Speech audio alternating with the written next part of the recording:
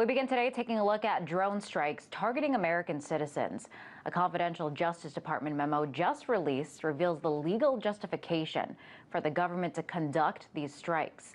Perhaps the most controversial part of the memo is that the government does not need evidence to justify a deadly attack. Here's a piece of what's now being called the white papers, obtained by NBC. States, quote, the condition that an operational leader present an imminent threat of violent attack against the United States does not require the United States to have clear evidence that a specific attack on U.S. persons and interests will take place in the immediate future.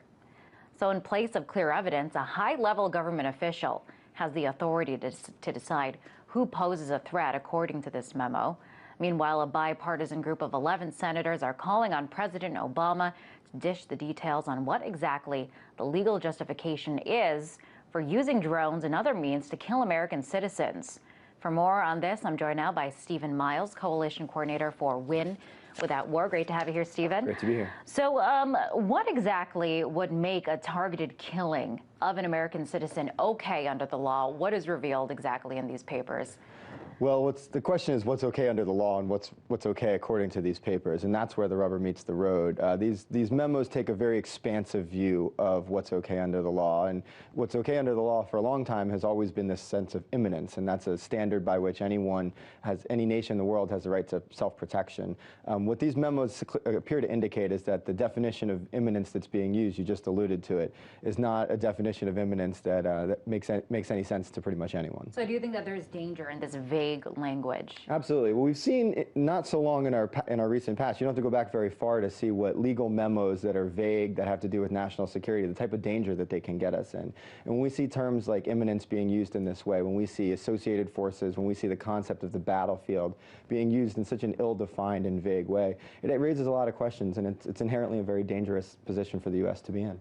Now, what kind of power does this give high-level executives? It gives them a tremendous amount of power, especially the notion that they've taken in this memo that they don't need a judicial review, that inherently they can look at these issues and they can resolve them, that they're in and of themselves able to decide, for instance, who senior operational al-Qaeda figures are. I mean, that's a very difficult question to answer. You're dealing with an enemy that is by its very nature hiding itself, it's hiding its operational structure. It's something very hard to know.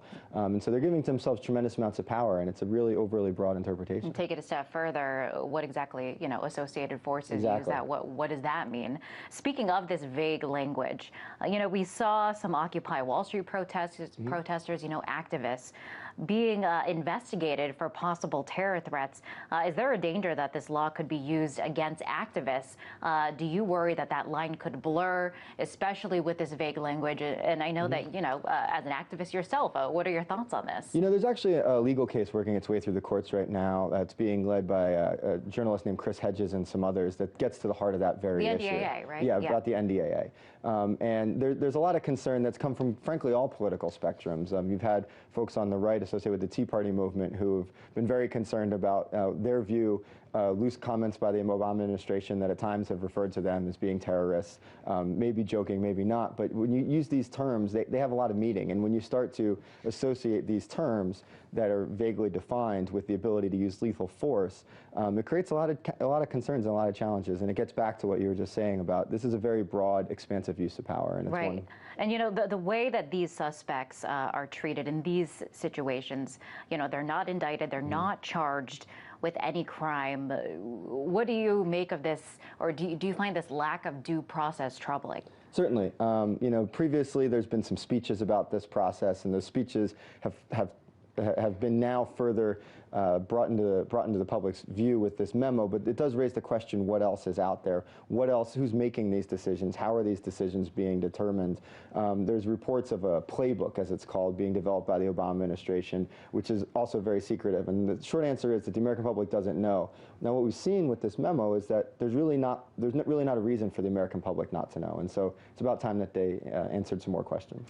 Well, there's a group of senators that do want to know, a group of 11 senators. They are putting this request directly to President Obama to make these legal justifications for targeted killings, for drone strikes, for this information to be made public. Here's a part of their letter to the president. It says, quote, "It is vitally important, however, for the Congress and the American public to have a full understanding of how the executive branch interprets the limits and boundaries of this authority so that Congress and the public can decide whether this authority has been properly defined and whether the president's power to deliberately kill American citizens is subject to appropriate limitations and safeguards. So do you think, Stephen, that this could be a turning point in making this very secretive program a little bit more transparent? I hope so. You know, what's interesting, as we were just talking before, is that these senators knew about this white paper, and their calls for more information are calls for more information from this as a starting point. So now that we have this discussion going on in the press, the American public's going to have a chance to weigh in. They're going to have a chance to have their voice heard and have a chance to call out for more transparency and some of these answers to be made. The senators will get a chance when they question John Brennan, who's been directing this program for the administration, later this week in his hearing, and there'll be a number of other hearings that present opportunities in the coming weeks and months. And we do know that they're threatening to even put off confirming that nomination if this information does not come forward. Stephen, great to have you here as always. That was Stephen Miles, Coalition Coordinator for Win Without War.